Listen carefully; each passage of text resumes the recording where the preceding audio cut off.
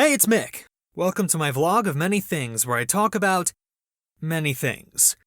And before I dive into this, man, for something that was supposed to be easy to produce and edit, I put way too much effort into that last episode.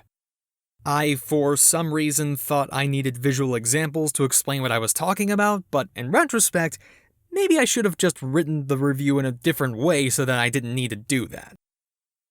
Well, I suppose if nothing else, that video could be a litmus test of sorts to see if anyone would be interested in me doing any gaming content, so there's that, I guess. Not that I plan on doing anything in that regard just yet, but again, this could at least gauge where the interest is, if there is any. Okay, got that out of the way, let's dive into the topic of this episode. This is a topic I wanted to save for later on down the road, and I already started writing a completely different review for this episode, but honestly, this has been my obsession for the past few days, so screw it, I'm doing this now. That show review can wait. For now, I want to talk about D&D, which, I mean, based on the title of this vlog series, this was going to come up eventually. Now, I could fill multiple episodes with D&D talk, how I got started, comparing the two DMs of the main campaigns I've been in, tabletop role-playing games I've played or would like to play outside of D&D. But for this particular episode, I want to talk about a problem that I don't really hear anyone else talking about, and how I'm going about fixing it. And hopefully, this could help others who are dealing with similar struggles. But before I do, a little background. Okay, now that I'm looking at this script, quite a bit of background, but it's all important, I promise. This episode is very much a let me just gush about my D&D character kind of vlog, so indulge me for a bit. Or don't and go watch another video, I don't know, I'm not your mom. Anyway, earlier this year I finished up a D&D campaign with my second ever D&D character, Felix Greycastle, a tiefling Horizon Walker ranger who helped his party stop an invasion of interdimensional monsters. It was a fun campaign overall, and actually reaching the end of an adventure was a fantastic feeling.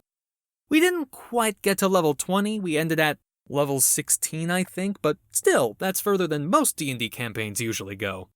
He even had a proper epilogue, giving me an opportunity to play him again in the future if I want to. But even if I never do, I'm okay with his story ending here. I feel like he's gotten to do enough that I can have some proper closure on his character and his arc. But then that got me thinking about my first D&D character and how he never really got that chance. I've talked about my first D&D character, Milo Alhedia, on this channel before, where I talked about his desire to become an entertainment wizard and how he eventually got entangled in a plot dealing with the cult of Orcus, an evil god of undeath, during a video where I was redesigning him to reflect the changes he's been through, on top of my own design aesthetics changing. Something I'm in the process of doing again now, but I'm getting ahead of myself. We eventually finished that plot thread facing down the leader of the cult of Orcus, with Milo himself of all people landing that final blow. He may have been a martial pacifist, but even he is not above using a fireball in an enclosed space.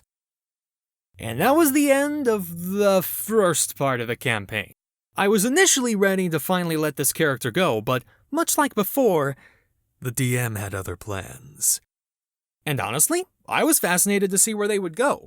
Milo got some help in the final battle by receiving a vision from an unknown god, who was eventually introduced as Okran, the Forgotten Author, or the Spark of Possibility. You know these D&D deities, they got plenty of titles. Milo also ended up taking a level in Paladin in the process. More on that later. And despite defeating the cult of Orcus, there was an even larger plot at play. Much of it was left in mystery, but Milo was tasked by Okran to find the World's Tower, wherever that was, whatever that was, and to find a way to stop the Doomsday device contained within it before it wipes out everyone off the face of the planet. This sounded pretty awesome, and I was on board with this. And thus the start of the second half of the campaign. A random side note, there was a bit of behind-the-scenes drama in the first campaign. I don't necessarily blame the new DM for this because he couldn't control all of that, and for a lot of us it was our first game, so there was bound to be some mistakes, but still. Thankfully, this second half was a chance to do a soft reset, get everybody on the same page, and establish boundaries so the personality clashes weren't as bad this time around. It wasn't perfect, as I think a few people did eventually get removed from the game, but this was still a step in the right direction, which I greatly appreciated. And I was really enjoying the campaign at that point. A character from the first campaign turned to the dark side and came back as the lieutenant of an undead army who attacked a city we were staying in. We managed to stop him, but then these crystal towers started shooting up out of the ground all over the continent, which had tons of secrets lying within. And lastly, we were coming up on a really big arc with dragons returning to basically take over the world, completely destroying the city we were in and forcing us to retreat and splitting the party. And in spite of all the chaos, we were all excited about it and ready to dive into this new arc when the DM announced a hiatus. There were some new responsibilities he had to take care of concerning his new family, fiancé and kid. So he needed to take this break, but he said that we'd start the game again once he figured out a better, more balanced schedule. Given that we're coming up on 2 years since that time, I'm guessing he didn't find it. Well, okay, he did, just not with our group. I still talk to him on occasion, and he's found a new group to play on Sunday evenings, which is better on his schedule, and I'd happily join him on those games if I didn't work on Sundays. New life circumstances ending a D&D campaign prematurely is pretty common in the D&D community, and I'm not blaming the guy, but it was still unfortunate. At first, I didn't think much of it, as I had a ton of backup D&D characters I made and figured now would be the chance to try them out. And I did get to try out a few of them in various one-shots, but with the ending of Felix's campaign, it made me realize how much I missed Milo and how his story never really got finished. He never completed his quest. For weeks, I just had this desire for closure egging me on with not many options to satisfy it. Some would say just to play the character in another campaign, and I'm not against that possibility, but two problems with that. One, finding a consistent schedule to play D&D with other people, and two, the story I'd want to continue is just too specific, and I feel like it would take away from what any new DM would want to do.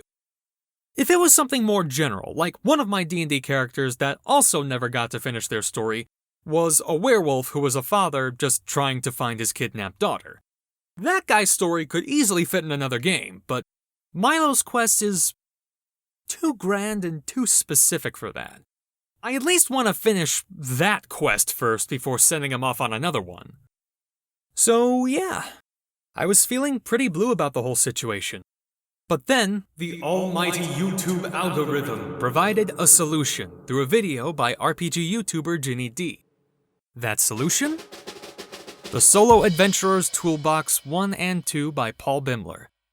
It's a PDF that has tools that basically turns D&D into a single-player game, with the DM in this instance being replaced by random dice rolls. I've been using this to continue Milo's story and try to reach the closure I've been craving. I've actually used it to run 2 campaigns simultaneously, which I'll save talking about the other one for another time, but I've been having a great time with both of them for the past 6 months. I've done some solo play in other game systems before, but the SAP PDFs are a whole different experience. First off, I will say that solo D&D is not the same as playing with a group of people, and I do kinda miss bouncing my creativity off of other people.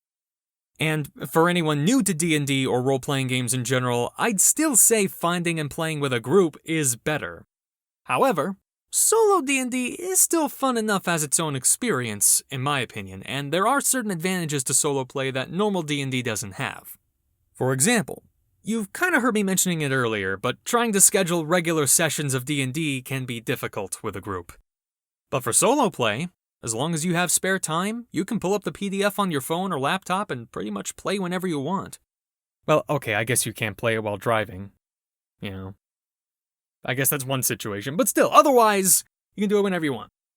And given how unpredictable my work schedule can be sometimes, I like the flexibility of being able to play whenever I want. One downside is that the role-playing part of D&D is cut significantly in solo play. But you can still add some flair to your player journal and get some more specific character interactions done that way. Sort of like writing a book, which is a common joke about people wanting to play D&D by themselves. Why don't you just write a book? Which, there is some truth to that. If you're a creative writing type and don't know the first thing about D&D, I'd still recommend getting the Solo Adventures Toolbox, if nothing else for the oracle and keyword systems in this PDF. They certainly help keep things moving when writer's block kicks in. In fact, I've noticed I've done more creative writing through these solo campaigns in the past 6 months than I've done attempting to write comics for years. Now I want to sort of experiment with the Solo Adventures Toolbox just to see what story ideas I can generate for a comic project at some point, but that's for later. For now, let me catch you up with what my little wizard's been up to. Well, wizard paladin now. Yeah, this was my first D&D character, and it shows. I didn't really know what I was doing back then. Nowadays, I'd like to think my character builds are more balanced, or at the very least, more focused on what kind of aesthetic I'm going for. Milo was not only a suboptimal wizard, his abilities were kind of all over the place. But with some new spells, some ASIs, and now a few paladin levels under his belt, it was kind of a happy accident where he ended up, character build-wise. Most people in D&D who have analysis paralysis are usually new and don't know what all these new abilities do yet. I have analysis paralysis with Milo because now he's sort of become a Swiss Army knife of a D&D character who can kind of do anything. He's decent in melee now, he's got plenty of spells, healing, shapeshifting, transmutation, and the manipulation of elements.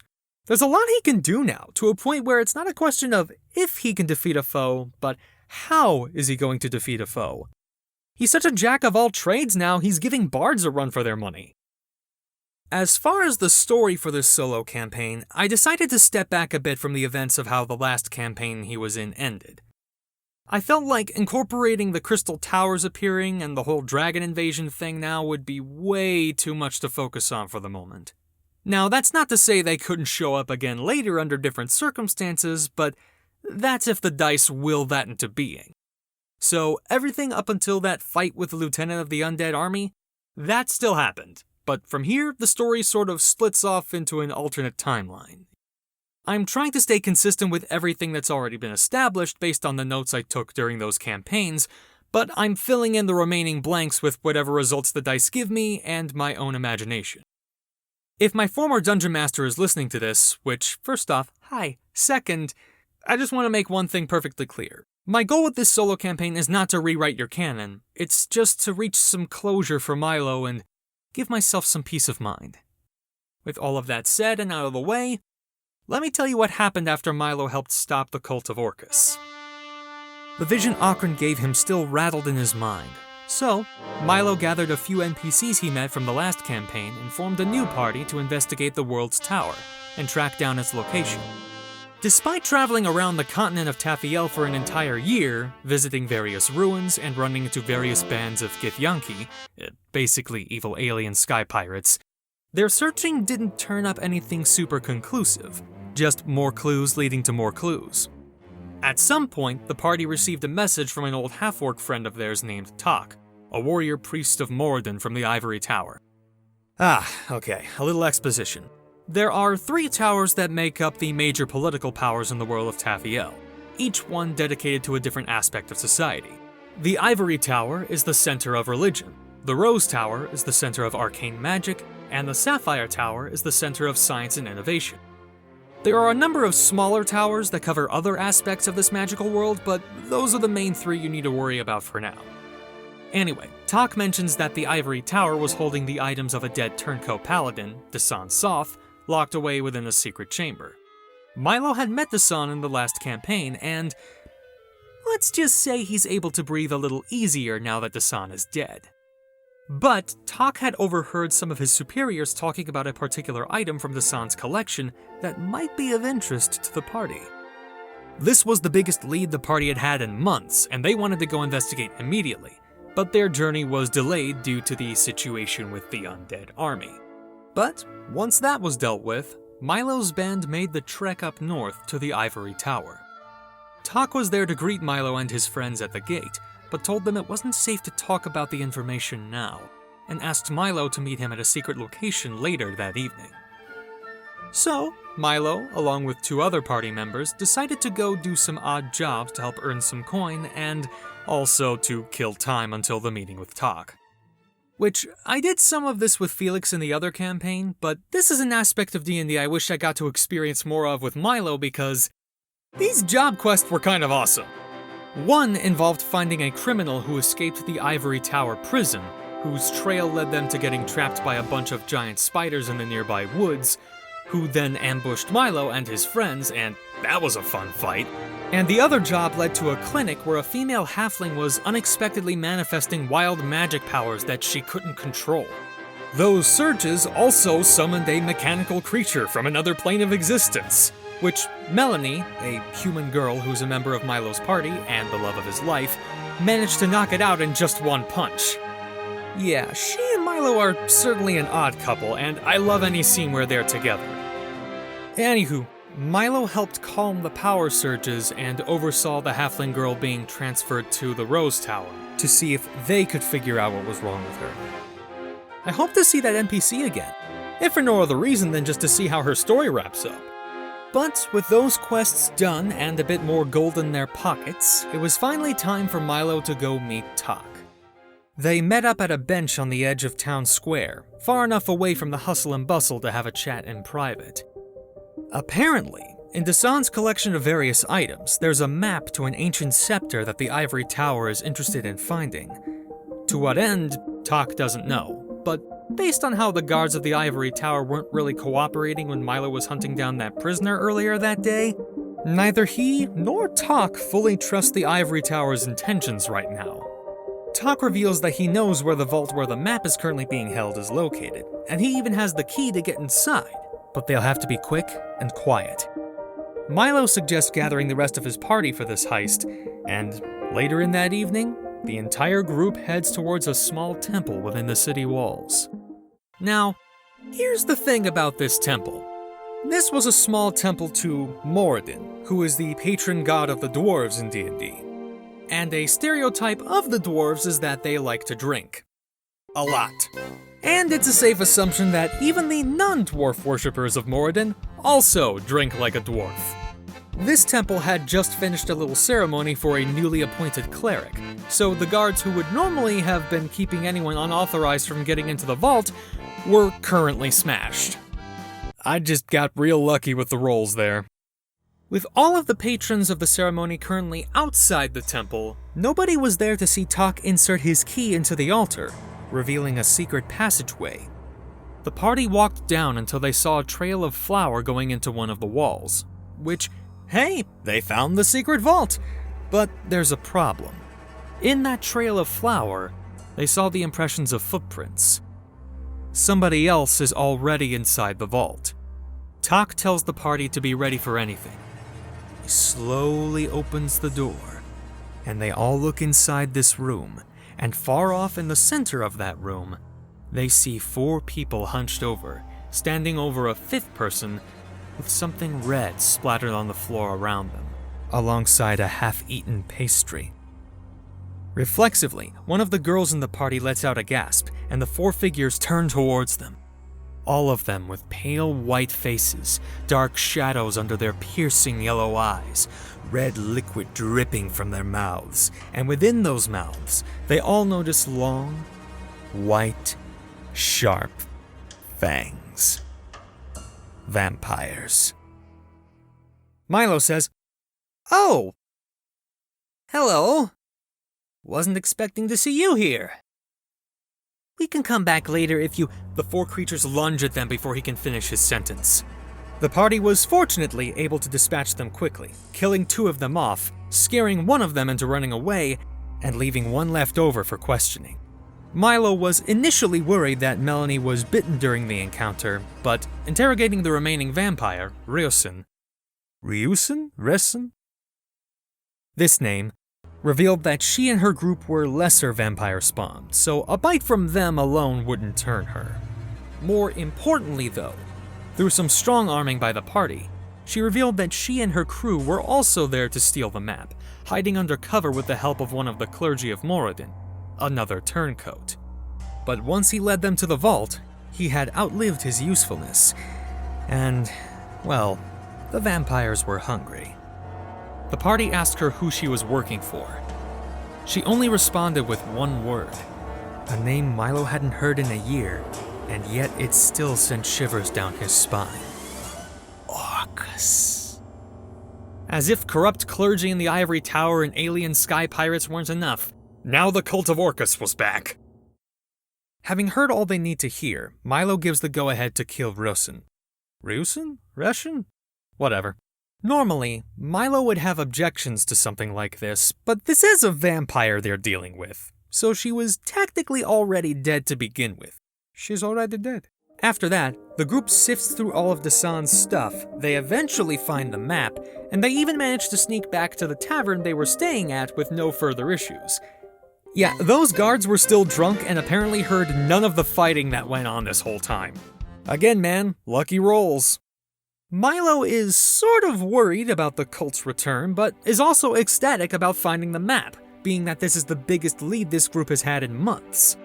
Before they go treasure hunting for this scepter, however, the group decides to make a stop by the current abode of a mutual friend, Andrus Winter, on the way to inform him about the cult's return and rally defenses across the continent against the cult of Orcus. Again. But hey, at least they'll be ready this time. The party has yet to reach their destination at the time of this recording, but they've had a few other adventures along their way. Milo received a new spellbook from the Rose Tower, which he is technically a student of, but he has yet to attend any actual classes.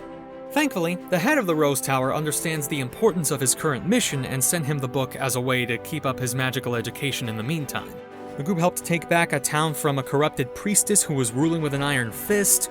And speaking of iron, they also survived a stampede of wild gorgons, bulls with metallic armor, not to be confused with Medusas, also sometimes called gorgons. But the group's wagon did not survive that stampede. That whole encounter was fun, but terrifying. And most recently, they helped out another adventurer who unfortunately lost her own party while fighting against a wight and his undead thralls, some of them being her former party members. That said, we found out that she and her party were members of a faction called the Red Death, a sort of police force of the Ebony Tower, which I can really only describe as the Halloween Tower. Ghosts, sentient skeletons, vampires, werewolves, the Ebony Tower is home to all of them. Well, all the benevolent ones anyway. All the evil ones out there going out and causing trouble, well, that's where the Red Death comes in. But as for this tiefling bard of the Red Death, apparently her troop wasn't even going after the wight to begin with. That just sorta happened while on their way to another assignment. That assignment lines up with some rumors Milo and his group have heard during their journey. Remember the Sapphire Tower I mentioned earlier? The center of science and innovation? Well, something's going on there. Something very wrong. Smog fills the air there now. The nearby wilderness is becoming polluted and putrid, and many citizens are either becoming sick or leaving to avoid becoming so. It's almost like the Sapphire Tower itself is having a meltdown. What exactly is causing it? So far, no one knows, which is why the Red Death was sent to investigate, on the off chance that there's any undead involvement. Milo still wants to stop and talk to Andrus, but it looks like that scepter will have to wait. The situation at the Sapphire Tower is getting too big to ignore. And that's where I'm currently at in this game. And again, all of this is based on old notes, random dice rolls, and my imagination to fill in the rest. And wow! I may be missing the roleplay elements of this, but story-wise, I'm loving it. And something else I want to mention, though I didn't realize it until recently, and it's one crazy coincidence. So, Milo's trying to find an ancient scepter that's super important to his quest. One of the keywords I got when I was trying to generate a description was obsidian. Obsidian is a black-colored gemstone. The DM who got me started on all this, we met through doing YouTube content together, and his username for his channel? The Black Scepter. And what is Milo trying to find? A black scepter. That is so perfect, and I wasn't even doing that intentionally. And both of these campaigns I've run with the SAT system are filled with moments like that. So yeah, that's part of what I've been up to for the past 6 months. The Solo Adventurer's Toolbox is not only a great creative writing tool that I couldn't recommend more highly, but it's also helping me finish the story of a character I've spent a lot of time with and I'm getting closer and closer to finally giving him the closure I've been wanting for months. This isn't a sponsored video or anything, for now, but you can find them on DM's Guild or DriveThruRPG.com. They're both $15 each, and I think there's also a bundle for both Sat 1 and 2 that gets you both at a discount, but even without that discount, these PDFs are worth every penny. Whether you're an aspiring writer looking for a method to get through writer's block, or you're like me and have a D&D character you really need closure on.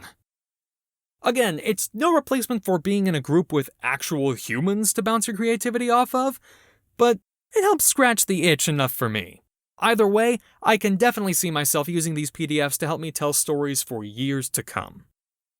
And that's gonna do it for this episode. It was a long one, I know, but if you made it this far, thank you for your patience and attention.